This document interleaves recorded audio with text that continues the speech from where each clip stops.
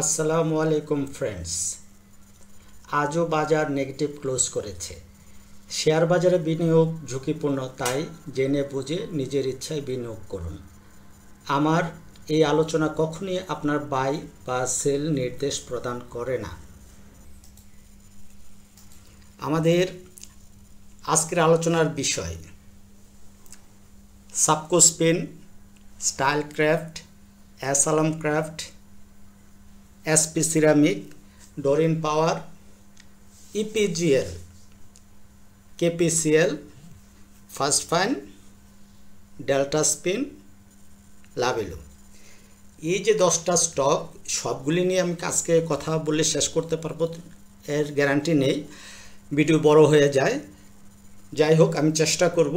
এইগুলি সবই আমরা আগে আলোচনা করছি, শুধুমাত্র একটা স্টক আছে যেটা আমরা আগে আলোচনা করি নাই, ফার্স্ট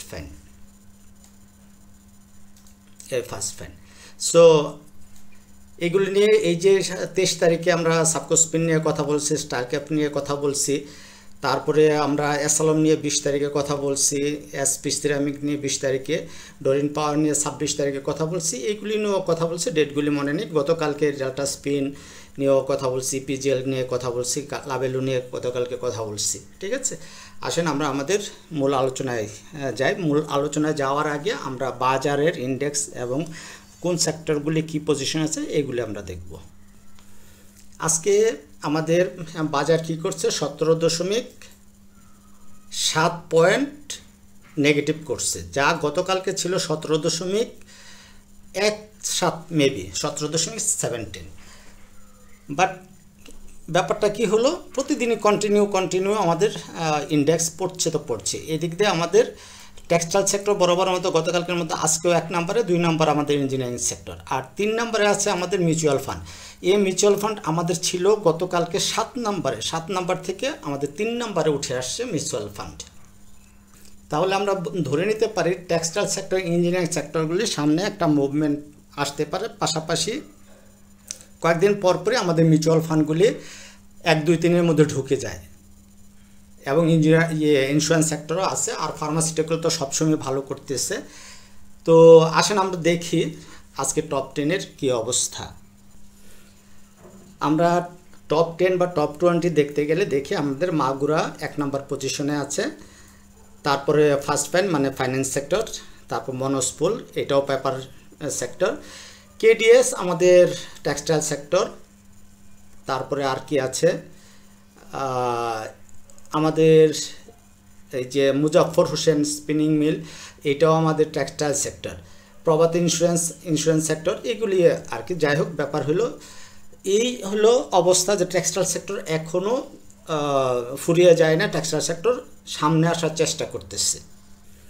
আমরা যদি ডিএসসি এক্স ইন্ডেক্সের চার্টের দিকে তাকাই, আমরা কি দেখতে পাবো? আমরা একদিন বলছিলাম যে এই রেঞ্জটা আমাদের ব্রেকআউট দিয়ে উপরে যাওয়ার চান্স অনেক বেশি, কিন্তু আমাদের এই যে একটা বক্স আঁকা ছিল সেটা ফেল ডাউন করে সে চলে আসছে। ফেল ডাউন করলে আমাদের সাপোর্ট নেওয়ার কথা ছিল এইটাতে, আমাদের এইখানেও সে সাপোর্ট নিতে পারে নাই, চলে আসছে এই যে আমাদের 4889.4, এইটা একটা আমাদের স্ট্রং লো আছে। এই লোটা এখন আমাদের সাপোর্ট হিসেবে গণ্য হবে। আবার এই দিক দিয়ে আমাদের আরেকটা রেঞ্জ ছিল, আমাদের আরেকটা জোন ছিল, এই জোনটা, তার মানে এই জোনে এখনও আছে। হতে পারে আমাদের বাজার এখান থেকে এই যে এই জায়গায় এসে আবার উপরে উঠবে, আবার এখানে আসবে, আবার এখানে আসবে, এইভাবে উপরে ফাইনালি হয়তো ব্রেকআউট দিতে পারে। অথবা যদি আমাদের এইখানে সাপোর্ট না নিয়ে উপরে না উঠতে পারে, তাহলে কি করবে? এটা এরকমও হইতে পারে, এই যে এখানে আমাদের এখন যে এইটা আমাদের একটা জোন হইতে পারে, হ্যাঁ, যদি এখান থেকে উঠে। আর যদি এটা ফেল করে তাহলে আমাদের এই জোনে বাজার এই জোনটাতে ঢুকে যাবে। কত ঢুকে যাবে? 4890 থেকে 4780। তো এই যে 110 পয়েন্টের জোন, এই জোনে বাজার ঢুকে যাবে। আর এই বাজার এই জোনে ঢুকে গেলে কি আমরা দেখতে পাবো? যে লং টার্মে একটা ডাউন ট্রেন্ড বাজার আমরা দেখতে পাবো।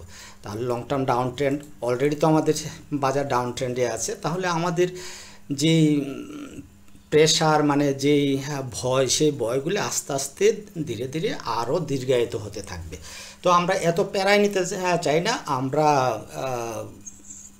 সম্প্রতি যে শেয়ারগুলি পারফর্ম করতেছে বা যে শেয়ারগুলি একবারে বটমে চলে আসে, কারেকশন শেষ, এই শেয়ারগুলি নিয়ে আমরা থাকবো। বাজার ইন্ডেক্স নিয়ে এত ভাবার কিছু নাই। আর শেয়ার বাজার যেহেতু ঝুঁকিপূর্ণ, তাই ভেবেচিন্তে আমাদের বিনিয়োগ করতে হবে। আর শেয়ার বাজারে 100% বলে কোনো কথা নেই, অ্যানালাইসিসের মধ্যে 100% বলে কথা নেই। চলেন আমরা আমাদের স্টকের আলোচনায় চলে যাই। আমরা ডেল্টা স্পিনের চার্টে আসলাম। ডেল্টা স্পিন গতকালকে একটা হোল্টেড দিয়ে শেয়ারটা আজকে একটু আবার কারেকশন করতেছে।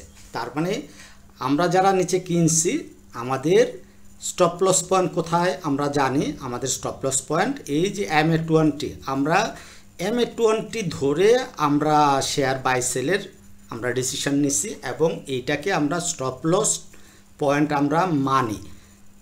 যারা আমার ভিডিও দেখেন, আমরা এটা নিয়ে প্রতিদিনই আমরা কাজ করতেছি। তার মানে এখন যে ব্যাপারটা হয়েছে সেই ব্যাপার অনুযায়ী যদি আগামীকালকে শেয়ারটা আরও নিচে নেমে MA20-র নিচে শেয়ারটা পারফর্ম করে, তাহলে আমরা শেয়ার সেল করে দেব।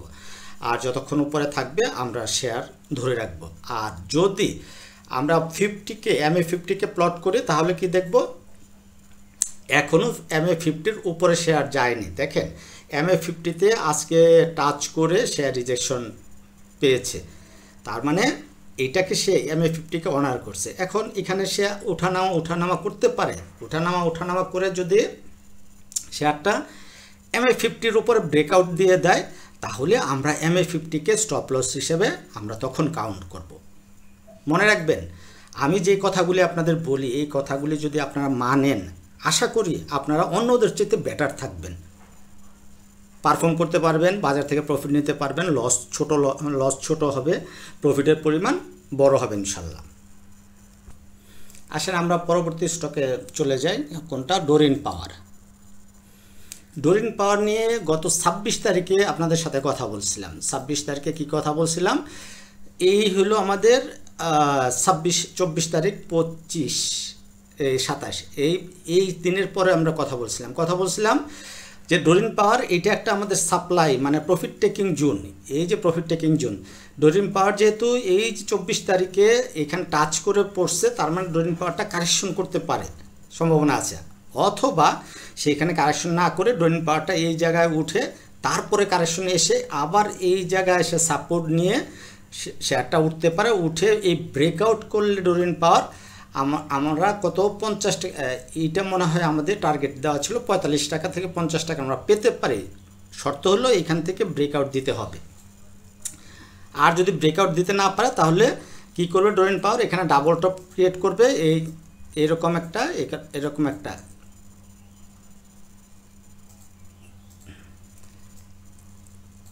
এখানে ডাবল টপ ক্রিয়েট করে শেয়ারটা পড়ে যাবে।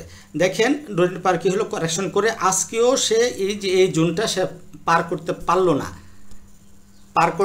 না। মানে কি, শেয়ারটা তার শক্তি হারাচ্ছে। তাহলে শেয়ারটা যেহেতু এখানে উঠেও সে আবার উপরে যেতে পারলো না, শক্তি হারাচ্ছে, তাহলে মোটামুটি ধরা যায় ডোরিন পাওয়ার আপাতত আমরা নতুন বাই আমরা খুঁজবো না। হ্যাঁ, ডোরিন পাওয়ার আমাদের ভালো ইপিএস আসছে, সব কিছু ঠিক আছে। আসেন তো দেখে আমরা ডোরিন পাওয়ারের ফান্ডামেন্টাল কি আছে একটু আমরা যদি দেখি। দেখেন এই যে থার্ড কোয়ার্টার ইপিএস 1.68 পজিটিভ আসছে, ঠিক আছে। তার মানে সে আমাদের কি বলে ডিভিডেন্ডও ভালো দিয়েছে। তার মানে এটা একটা ভালো একটা শেয়ার।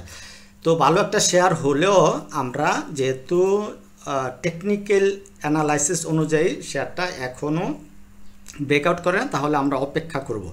এখানে যদি আরেকটা জিনিস আমরা দেখি, এখানে কিন্তু আমাদের MA2050-র যে ক্রসওভার, সেটা আমাদের ক্রসওভারও হয়ে গেছে। তার মানে এগুলো পজিটিভ সাইন। এখন কারেকশন হয়ে যদি শেয়ারটা আমাদের এই লেভেল আছে, অ্যাকচুয়াল এন্ট্রি আমরা যদি লং টার্মে চিন্তা করি, সেই চিন্তায় আমরা অ্যাকচুয়াল এন্ট্রি আমাদের এই লেভেলটাই হবে। কত? সেই লেভেলটা হতে পারে আমাদের 22 টাকা 22 টাকা 80, 22 টাকা 50 এই লেভেল। আর আমরা বলছিলাম শেয়ারটা এরকম এরকম করতে পারে, এরকম করে যাবে। তো এত কিছু যদি আমরা করি, আমরা অ্যাকচুয়াল আমাদের এন্ট্রিটা হবে এই দিকে। আমরা এই দিকটা চিন্তা করে আমরা শেয়ারটাকে অবজার্ভে রাখবো। যদি এদিকে আসে আমরা অল্প কিছু কিনবো এবং স্টপ লস আমরা ধরবো। আমরা এই জায়গায় আমরা স্টপ লস ধরবো। এটা আমাদের হবে স্টপ লস কত? 20 টাকা। আমরা 22 টাকা এরিয়াতে শেয়ারটা আসলে আমরা দেখব, দেখে আমরা অল্প স্বল্প কিনবো। বাট 20 টাকা আমাদের স্টপ লস পয়েন্ট হিট হইলে আমরা শেয়ার থেকে বেরিয়ে যাব। পরবর্তী শেয়ার আমাদের ইপিজিএল। ইপিজিএল দেখেন কি করছে, এত বড় পাজি ইপিজিএল। আমাদের গত কোয়ার্টারে, সেকেন্ড কোয়ার্টারে আমাদের ইপিএস ছিল 87 পয়সা, আর এই কোয়ার্টারে ইপিএস কি করলো আমাদের -11 পয়সা, -11 পয়সা। তাহলে যে এই যে ব্যাপারগুলি আমাদের কি করলো, আমাদের এত একটা বাজে অবস্থায় ফেলে দিছে। আমরা দেখছি যে গত কোয়ার্টার 87 পয়সা, তাহলে তো এই কোয়ার্টারে 87 পয়সা না আসুক, আরও বেশি আমরা আশা করি, বাট না আসুক, এর কাছাকাছি আসলেও সব কিছু ঠিক থাকতো। বাট এর কারণে আজকে শেয়ারটা কি করলো আমাদের বামে হোল্টেড দিয়ে দিল। বাট আমাদের তো কিনা আছে এই 20 টাকা 70-এর উপরে, আমাদের স্টপ লস ছিল 19 টাকায়।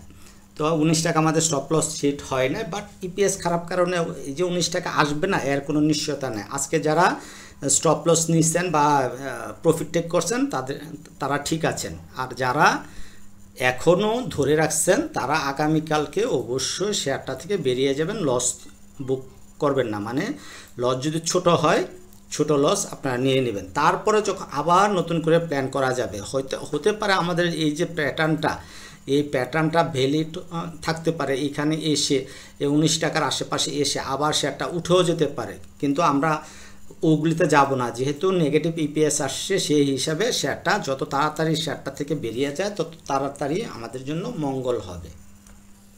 আমরা এখন নতুন একটা শেয়ার নিয়েছি, যেটা হলো ফার্স্ট ফাইন। এই শেয়ারটা নিয়ে আমরা কথা বলবো। শেয়ারটা কি করছে দেখেন, আমরা একটা ট্রেন লাইন ড্র করে রাখছি। এই ট্রেন লাইনে সে সাপোর্ট নিচ্ছে, হ্যাঁ, সাপোর্ট নিয়ে সে নিচে নামতেছে না। শেয়ারটা এই জায়গায় কত 3 টাকা 50 পর্যন্ত নামে উঠে যায়। এর আগে ছিল 3 টাকা 40, এর আগে লো ছিল 3 টাকা 30, তারপরে আজকে ছিল 3 টাকা 20, তারপরে এই 3 টাকা 2 টাকা 90। দেখেন এই লো থেকে এই লো উপরে, এই লো থেকে এই লো উপরে, এই লো থেকে এই লো উপরে, এখন এই লো আরও উপরে। তার মানে শেয়ারটা নিয়ে আমরা সামনের চিন্তা করতে পারি। আমরা দুইভাবে এই শেয়ারটা নিয়ে আমরা আলোচনা করতে পারি। এক হলো এই যে 3 টাকা কত 3 টাকা 30, এইটা আমরা স্টপ লস ধরতে পারি। আমরা স্টপ লস লিখে দিই, এটা আমাদের স্টপ লস।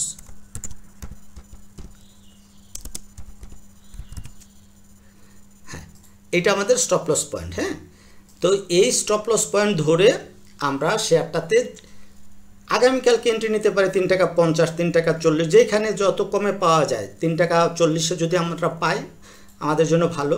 আমরা স্টপ লস 3 টাকা 30 ধরবো, 3 টাকা 30। এটা ধরে আমরা যত কমে কিনতে পারি আমরা শেয়ারটা কিনবো, কিনে আমরা হোল্ড করব। আরেকটা করতে পারি, যেটা হলো আমাদের MA20-এর ভ্যালু কত আছে 3 টাকা 60। তাহলে আমাদের এন্ট্রিটা হইতে পারে, যদি আমরা কনফার্ম হই 3 টাকা 60-এর উপরে শেয়ার যেদিন ক্লোজ দিবে আমরা শিওর হব এন্ট্রি, ENTRY, এন্ট্রি অ্যাবভ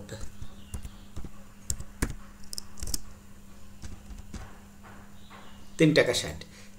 3 টাকা 60-এর উপরে ক্লোজিং আমরা নিশ্চিত হলে আমরা এই শেয়ারে এন্ট্রি নেব। তখনও আমাদের স্টপ লস থাকবে 3 টাকা 30, মানে অলমোস্ট 10% হয়ে যায়।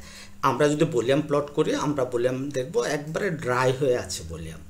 দেখেন আমাদের স্মার্ট মানির যে কথাগুলি আমরা বলি, স্মার্ট মানি যদি আমরা এখানে দেখি, এই ক্যান্ডেলে স্মার্ট মানি কি বের হয়ে গেছে নাকি ইন হয়েছে আমরা জানি না। আমরা ধরতে পারি যে ইন হয়েছে, কারণ এটা এত একটা লো রেটের শেয়ার, এখানে স্মার্ট মানি বেরিয়ে যাওয়ার কোনো সুযোগ নাই। উল্টা শেয়ারটা শেয়ারকে স্মার্ট মানি ইন করার সম্ভাবনা তৈরি করে। আগের যে অ্যানালিসিসগুলো আপনারা জানেন কীভাবে হাইলো দেখতে হয়, ধরেন অ্যাটলিস্ট এই 11.70 টাকা আমরা উপরের দিকে না যদি যাই, মান্থলি ক্যান্ডেলে গেলে আমরা দেখব কত উপর থেকে শেয়ারটা ফল ডাউন করছে। আর ফল ডাউনের ক্ষেত্রে ফলিং ন্যাপের যে ব্যাপারগুলি সেইগুলি আপনারা খেয়াল রাখবেন। যেই শেয়ার র্যাপিডলি পড়তে থাকে সেই শেয়ারে কখনো এন্ট্রি নিতে যাবেন না। ওই দেখেন এআইএল, তারপর মিডল্যান্ড ব্যাংক, তারপরে হলো বিছাছাড়ি, যেগুলি আগেও বলছি এখনও বলি, এরকম শেয়ারে যখন ফলিং ন্যাপ ওইগুলিতে আমরা এন্ট্রি নেব না। অ্যাটলিস্ট তো আমরা দেখতে পারি 25 টাকা থেকে যদি শেয়ারটা 3.5 টাকা চলে আসছে, অনেক কারেকশন হয়েছে। তো ফান্ডামেন্টাল ডাটা নিয়ে আমরা কথা বলবো না আপাতত, আমরা টেকনিক্যালি শেয়ারটাকে আমরা লো রেটে আমরা অবস্থান করতেছে এটা দেখতেছে, এবং ভলিউম ড্রাই হয়েছে। এখান থেকে যে কোনো সময় শেয়ারটা আমাদেরকে কিছু না কিছু প্রফিট দিতে পারে। আর প্রফিট দিলে আমরা দেখা গেল যে 3 টাকা 60 উপরে নিশ্চিত হইলে আমরা শেয়ারে বাই দিতে পারি, অথবা কাল পরশু তরশু যেদিনে আমরা পাই 3 টাকা 40, 3 টাকা 50 বা 3 টাকা 40, আপনারা প্রতিদিন 3 টাকা 40-এ শেয়ারটা বসায় রাখতে পারেন অল্প করে। আমার অ্যানালাইসিস যারা দেখেন তারা বিগ ভলিউমে কখনোই শেয়ার নেবেন না, আর স্টপ লসটা 100-তে 100% মেনে আপনারা চলবেন। স্টপ লসের নিচে শেয়ার আসবে, শেয়ার মেরে দিবেন, ঠিক আছে? তাহলে আমাদের প্রফিট কোথায় হইতে পারে? আমাদের প্রফিট টেকিং জোন হইতে পারে। প্রথম একটা হইতে পারে আমাদের এটা হইতে পারে আমাদের প্রফিট টেকিং জোন, আবার হইতে পারে আমাদের এইটা হইতে পারে আমাদের প্রফিট টেকিং জোন, মানে প্রফিট টেকিং কত 5 টাকা 4 টাকা 50, আবার হইতে পারে এইটা একটা টপ, আমাদের এটাও হতে পারে 4 টাকা 90।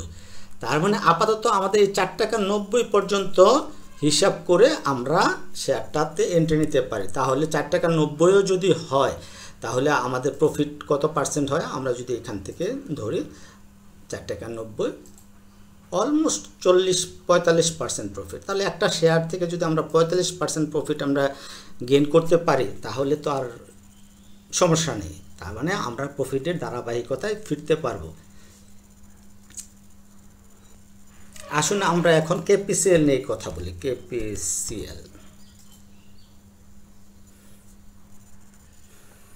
কেপিসিএল শেয়ারটি কি করলো? আমাদের 13 টাকা 20 পয়সা আমাদের কেনা ছিল, ব্রেকআউট দিল। আমাদের প্রথম ভিডিওটা ছিল এই 17 তারিখে, 18 তারিখে আমাদের ব্রেকআউট দিল একটা ভালো একটা ভলিউম নিয়ে, যেটা দিয়ে আমরা স্মার্ট মানি ইনভলভনেস আমরা টের পাইছি। সো শেয়ারটা আবার কারেকশনে এসে আবার একটা ব্রেকআউট দেওয়ার চেষ্টা করছে, কিন্তু সে দিয়েও রাখতে পারে না, পর থেকে প্রতিদিন সে কারেকশনে আসতেছে। তাহলে এখন কি করতে পারে? আমরা শেয়ারটাতে থাকবো না বেরিয়ে যাব, সেই ব্যাপারটা যদি আমরা দেখি। এই ব্রেকআউট দিল, ব্রেকআউট দিয়ে সে এসে আবার সে ওঠার চেষ্টা করলো, আবার নিচে আসছে। এখন শেয়ারটা আসতে পারে, এইখানে আসতে পারে, এসে তারপরে শেয়ারটা উপরে উঠে ব্রেকআউট দিতে পারে, সম্ভাবনা আছে। আর আমাদের যেহেতু শেয়ারটা মেবি 12 টাকায় আমাদের স্টপ লস লেখা ছিল, এইখানে কি আছে 12 টাকা 30 পয়সা একটা গ্যাপ আছে। কোনো না কোনো সময় হতে পারে এই 12 টাকা 30 পয়সাকে ট্যাপ করে শেয়ারটা উঠে যাবে, এটাও হতে পারে। তার মানে আমাদের ধরতে হবে, আমরা যারা মনে করি যে এই 12 টাকা 30 পর্যন্ত অপেক্ষা করতে পারবো না, অনেক সময় লং টাইম, এবং শেয়ারটা আমাদের যেহেতু 13 টাকা 20 কিনছি, এখন আমাদের লস আছে, তাহলে আমরা শেয়ারটা সেল করে বেরিয়ে যাব। বেরিয়ে যেয়ে যখন শেয়ারটা এখানে আসবে বা 12 টাকা 30 পয়সা আসবে, এরপরে যখন পরপর আমরা 2টা গ্রিন ক্যান্ডেল পাবো, এই যে এরকম সাপোর্ট এরিয়াতে পরপর 2টা গ্রিন ক্যান্ডেল আমাদেরকে ট্রেন্ড রিভার্সালের ইঙ্গিত দেয়। আবার রেজিস্ট্যান্স লেভেলে পরপর 2টা লাল ক্যান্ডেল আমাদেরকেও রিভার্সালে ইঙ্গিত দেয়, মানে একটা আপ ট্রেন্ড থেকে ডাউন ট্রেন্ডে যাবে, আবার ডাউন ট্রেন্ড থেকে আপ ট্রেন্ডে যাওয়া, এটা হলো রিভার্সাল। সো এই এরিয়াতে এসে যদি আমরা পরপর এরকম 2টা গ্রিন ক্যান্ডেল আমরা পাই, তাহলে আমরা নতুন করে বাই অপরচুনিটি আমরা খুঁজবো। আপাতত যেহেতু MA20 নিচে ক্লোজ দিয়ে ফেলছে, যে MA20 মান হলো 13 টাকা, আজকে 12 টাকা 90 পয়সায় ক্লোজ দিয়ে দিছে। তার মানে এখন আমরা এই শেয়ারটা থেকে পজিটিভ কিছু আমরা চিন্তা করব না। এখন কিভাবে আমরা এই শেয়ারটা থেকে বেরিয়ে যেতে পারবো, ওই ব্যাপারগুলি আমরা নজরে রাখবো। তার মানে আমরা যাদের 1% 2% লস আছে, আমরা লসটা আমরা বুক করে নেব আপাতত। তারপর আবার যখন এখানে নেমে আবার ওঠা শুরু করব, তখন নতুন করে আমরা কিনবো। আর যদি আপনারা চান যে না শেয়ারটা ভালো আছে, শেয়ারটা সামনে প্লে করার সম্ভাবনা আছে, মোটামুটি বুঝেন অ্যানালাইসিস, তারা হয়তো অপেক্ষা করতে পারবেন।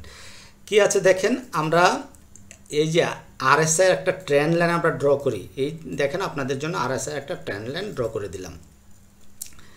এখন সেটা কি করে, ওই আপনাদের আমি বললি যে উঠানামা করবে, এই যে নিচে নামছে উপরে উঠছে, আবার এই যে নিচে নামে এখানে আসতে পারে, আবার এখানে আসতে পারে, আবার নামতে পারে, ফাইনালি যখন ব্রেকআউট দিবে তখন হলো সে মুভমেন্টে যাবে। এখন সে একটা সাইডওয়েজ প্লে করতেছে, তো এই সাইডওয়েজে আপনি অপেক্ষা করবেন নাকি শেয়ার থেকে বেরিয়ে যাবেন, এগুলি আপ টু ইউ। আমরা চলে আসলাম লাভেলো শেয়ারটাতে। লাভেলো শেয়ার গতকালকে অনেক ভালো পারফর্ম করে আজকে একটা লাল ক্যান্ডেল দিচ্ছে আমরা জানি, এবং আমাদের যে চার্ট আঁকা আছে আপনাদের সাথে অ্যানালাইসিস শেয়ার করছিলাম, সেই অনুযায়ী এইটা ছিল তার একটা প্রফিট টেকিং, প্রথম প্রফিট টেকিং জোন, যেটা গতকালকে সে টাচ করে আর উঠতে পারে না, আজকেও সে এটার ভিতরে ঢুকে সে রিজেকশন পাইছে। তার মানে ব্যাপার হলো হয়তো এইখানে একটা প্রফিট টেক হয়েছে।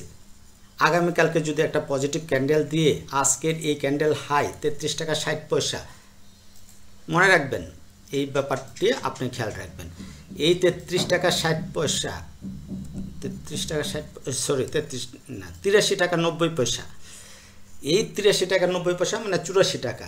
আগামীকালকে যদি 84 টাকার উপরে শেয়ারটা থাকে এবং আপনি নিশ্চিত হন যে 84 টাকার উপরে শেয়ারটা থাকবে এবং ক্লোজিং দিবে, তাহলেই শেয়ারটা হাতে রাখবেন, আদারওয়াইজ শেয়ারটা হাতে রাখার কোনো দরকার নাই। অন্তত 50% শেয়ার সেল করে দিবেন, বাকি 50% শেয়ার হাতে রেখে রিস্ক নেবেন, আর না হয় পুরা শেয়ার সেল করে দেবেন। আমি আপনাদের বলছিলাম যে শেয়ারটা এই যে এখান থেকে উপরে যেতে পারে, গিয়ে আবার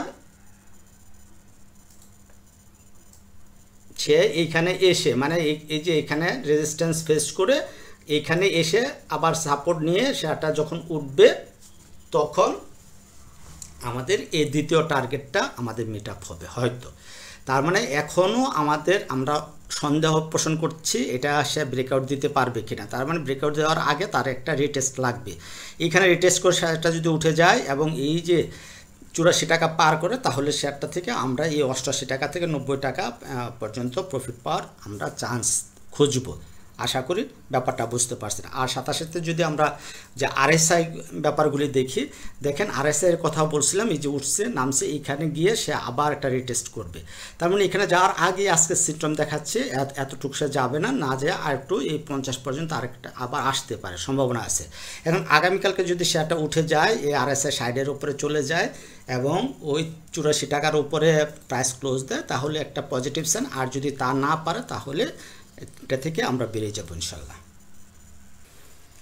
এখন আসেন আমরা কথা বলি Safko Spin, S Alam, SP Ceramic আর স্টাইল ক্রাফট, এই 4টা শেয়ার নিয়ে। কেন দেখেন এস দিয়ে 4টা শেয়ারে শুরু, আবার তাদের আচরণও, চার্টের আচরণও সেম। এই সাবকো স্পিন যদি আপনি দেখেন কি হচ্ছে, এই দেখেন এই জায়গাটাতে সে ঘোরাফেরা করতেছে একই জায়গায়। আপনি সাবকো স্পিনের পরে এই যে এস আলমও দেখেন কি করছে, সেম জিনিসটা করছে। হ্যাঁ, এই যে এই জায়গায় ঘোরাফেরা করছে, একটু মুছে দিয়ে আগেরটা, এই জায়গায় সে ঘোরাফেরা করতেছে। এবং যদি আমরা এসপি সিরামিক দেখি, এসপি সিরামিক সেম দেখেন, সেম সে এই জায়গায় সে ঘোরাফেরা করতেছে। তারপর হলো স্টাইল ক্রাফট সেম।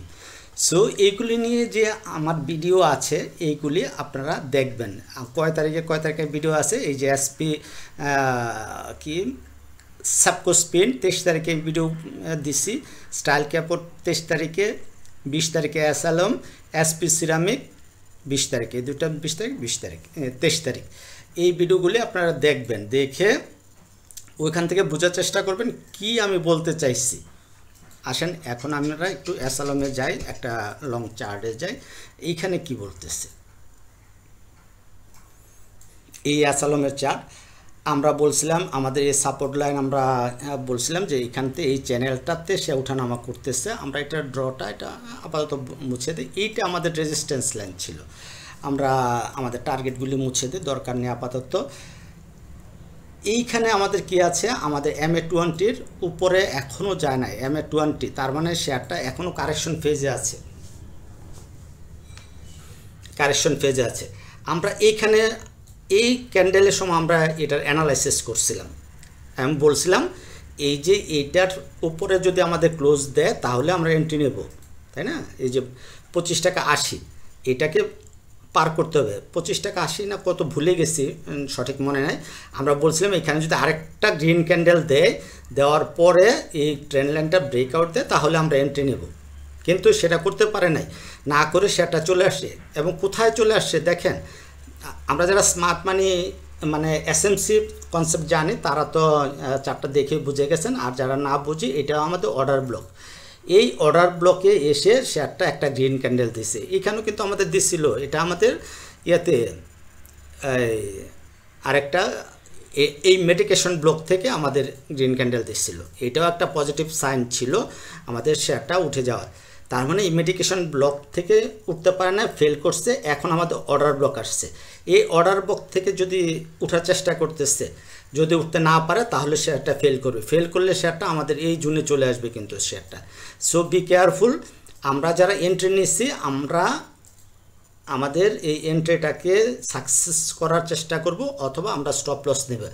এখন যারাদের এন্ট্রি আছে, এইখানে যারা এন্ট্রি নিচ্ছেন বা এই ক্যান্ডেলে যারা এন্ট্রি নিচ্ছেন, যদিও আমার অ্যানালাইসিস অনুযায়ী নেওয়ার কথা না, তারপর যদি নিয়ে থাকেন তাহলে তারা তো বেরিয়ে গেছেন, যদি বের না হন তাহলে আপাতত আপনাকে এইটুক পর্যন্ত অপেক্ষা করতেই হবে, এইটুক পর্যন্ত আপনাকে অপেক্ষা করতেই হবে। কত টাকা?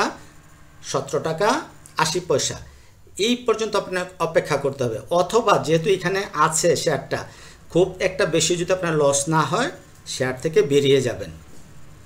তবে এইগুলি অ্যাপ্রোচ কিন্তু পজিটিভ, এইগুলির কারেকশন শেষ, কারেকশন অলমোস্ট শেষ করে ফেলছে।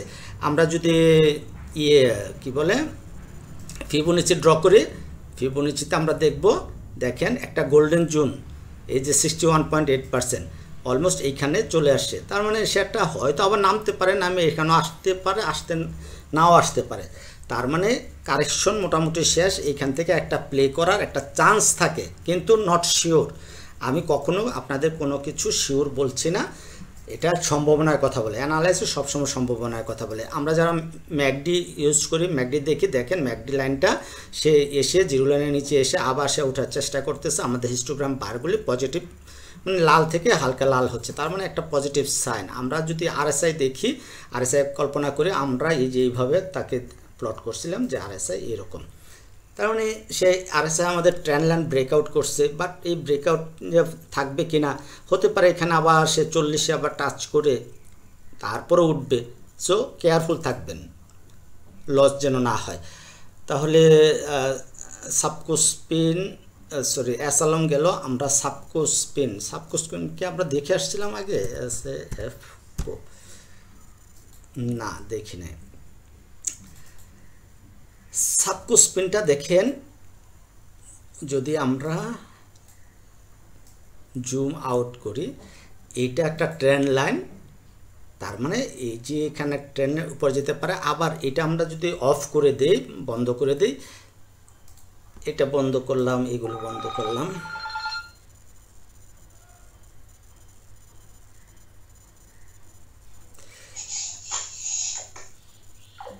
বন্ধ করলাম, কি আছে এই দেখেন একটা ট্রেন্ড লাইন, এদিক দিয়ে আরেকটা ট্রেন্ড লাইন আসছে, ঠিক আছে। এই ট্রেন্ড লাইন দেখলে এখানে সাপোর্ট নিয়েছে, এখন সেটা উপরে ওঠার কথা, বাট আমরা যারা এন্ট্রি নেই না বা নিব না, তারা অপেক্ষা করব আমাদের MA20 পর্যন্ত। আর এখন এটাকে আমরা এইভাবে চিহ্নিত করতে পারি, এইটা আমাদের অ্যাকুমুলেশন ফেজ, ওকে, এইটা আমাদের অ্যাকুমুলেশন ফেজ। তার মানে এর নিচে যদি শেয়ারটা নেমে যায়, শেয়ারটা নিচে পড়ে যাবে, আর এইখান থেকে উপরে উঠলে শেয়ারটা উঠবে। তার মানে আমরা যারা সাবকো স্পিনে এন্ট্রি নেওয়ার কথা ভাবছি, তারা অবশ্যই এই MA20-র মানে 10 টাকা 90, মানে 11 টাকার আগে আমরা এই শেয়ারে এন্ট্রি খুঁজবো না। 11 টাকার উপরে যদি কনফার্ম হয় আমরা নিব, এন্ট্রি নিব, আর আমাদের স্টপ লস পয়েন্ট হবে 9 টাকা 70 পয়সা। আশা করি বুঝতে পারছেন। আর পাশাপাশি আমাদের এই আরএসআই ডেভেলপ করতে হবে, আরএসআই সাইডের উপরে যেতে হবে, অথবা আমরা এখানে একটা ট্রেন লাইন ড্র করে রাখবো। ঠিক আছে, এই হলো আমাদের সাবকোস্পিন। তারপরে অ্যাসালন দেখলাম, আমাদের এসপি সিরামিক, আমরা এসপি সিরামিকের কি অবস্থা,